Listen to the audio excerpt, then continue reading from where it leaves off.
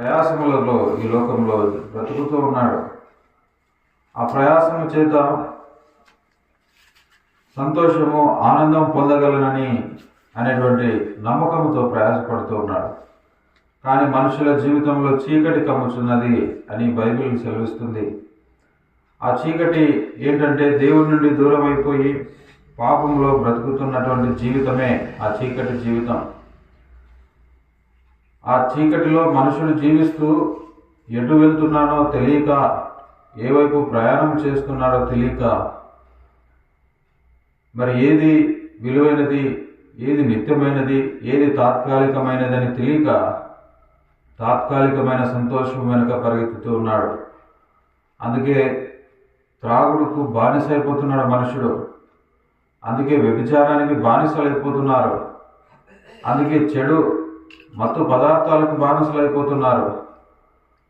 లేదా జూదానికి బానిసలైపోతున్నాడు మానవుడు. ఇవన్నీ కూడా మనుషునికి తాత్కాలికమైన ఆనందాన్ని ఇస్తాయి తప్ప మనుషుని నాశనం చేసేటువంటివి.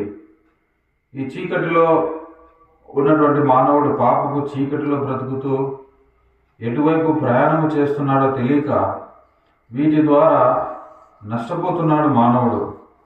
ఇవన్నీ దేవునికి దూరం చేస్తున్నాయి మానవుణ్ణి. దేవుడు పాపము లేనివాడు కదా, దేవుడు పరిశుద్ధుడు కదా, దేవునిలో ఏ తప్పు ఉండదు, దేవుడు ఏ పాపమును సహించడు కదా, ఆయన పరిశుద్ధమైనటువంటి వాడు, ఆయన ఎలాంటి తప్పు లేనటువంటి వాడు.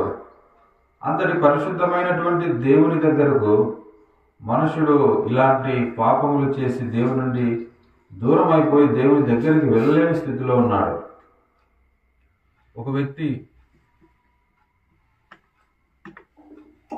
ఎవరైనా ఒక వ్యక్తి బురద కాళ్ళతో ఇంట్లోకి రాలేడు. కాళ్ళంతా బురద అయిపోయి ఉన్నటువంటి వ్యక్తి మొదట కడుక్కొని తర్వాత ఇంటిలోనికి రావాల్సిందే. అదేవిధంగా మనుషుని యొక్క జీవితము పాపంతో, మనుషుని జీవితము పాపముతో నిండినటువంటి మనుషుని జీవితము,